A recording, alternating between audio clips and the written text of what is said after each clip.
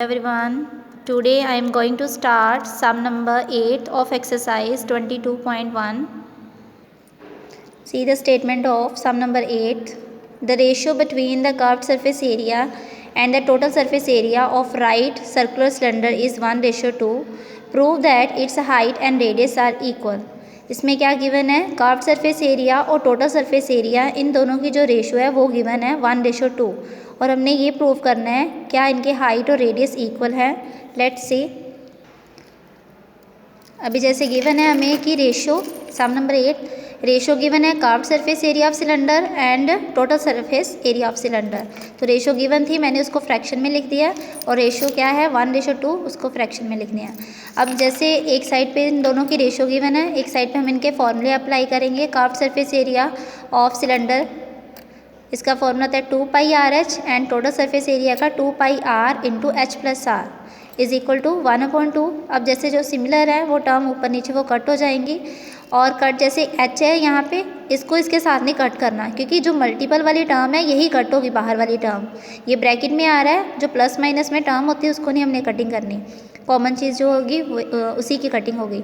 2πR cut हो गया और कितना रह गया हमारे पास H/H+R is equal to 1/2। Okay, इसके बाद हमने क्रॉस मल्टीप्लाइंग करना है क्योंकि ना तो हमारे पास हाइट है ना रेडियस है। एंड उसके बाद क्रॉस मल्टीप्लाइंग जब किया 2 × H 2H and H+R × 1 same as it is ही आ जाएगा। एंड अब जो लाइक टर्म है उसको हम एक साइड पे शिफ्ट कर देंगे, इसको लेफ्ट साइड पे लेके आएंगे। 2H - H is equal to R and 2H में से H माइनस किया H is equal to R। तो यही चीज़ हमने प्रूव करनी थी कि जो इनके रेडियस और हाइट हैं क्या वो इक्वल हैं, तो इस वजह से हमने इसको प्रूव करना है।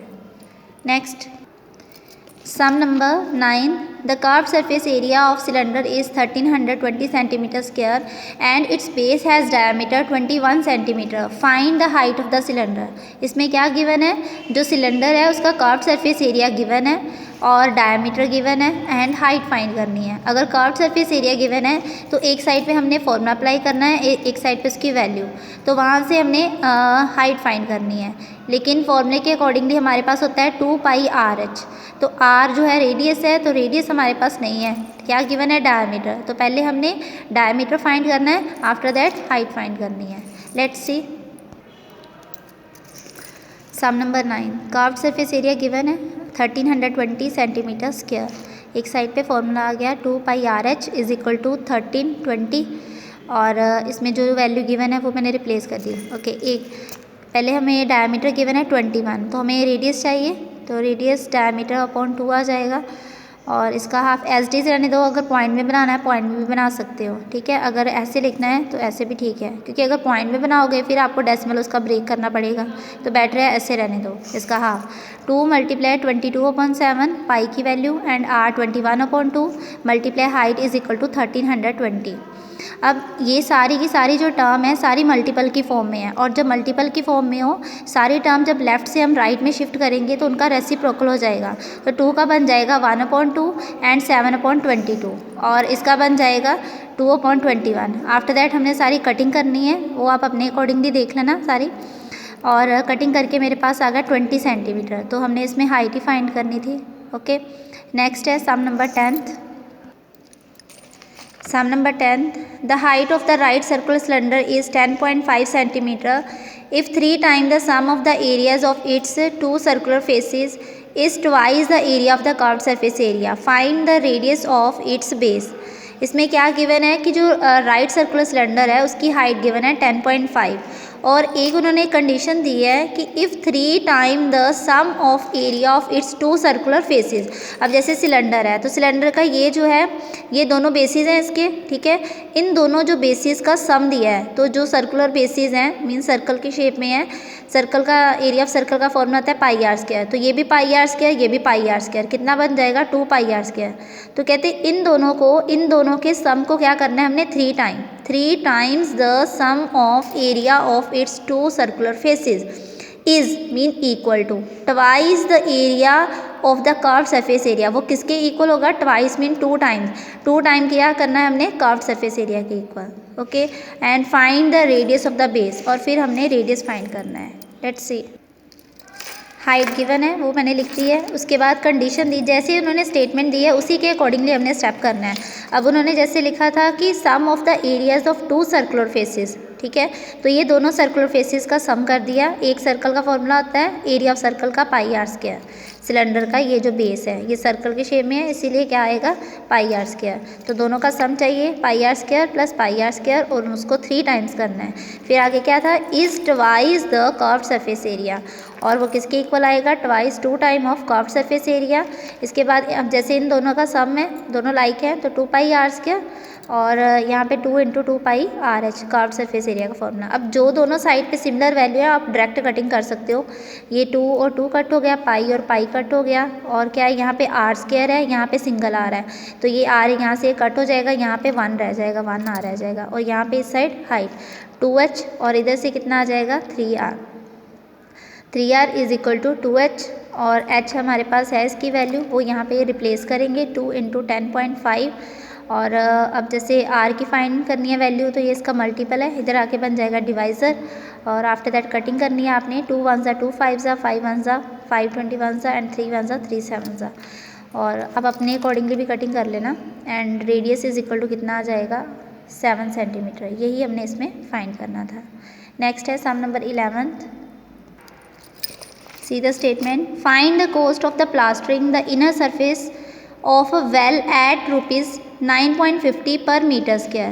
If it is 21 meter deep mean height and diameter of its top is 6 meter. कहते कि इसमें हमने क्या फाइंड करना है, find the cost of plastering the inner surface area of the well.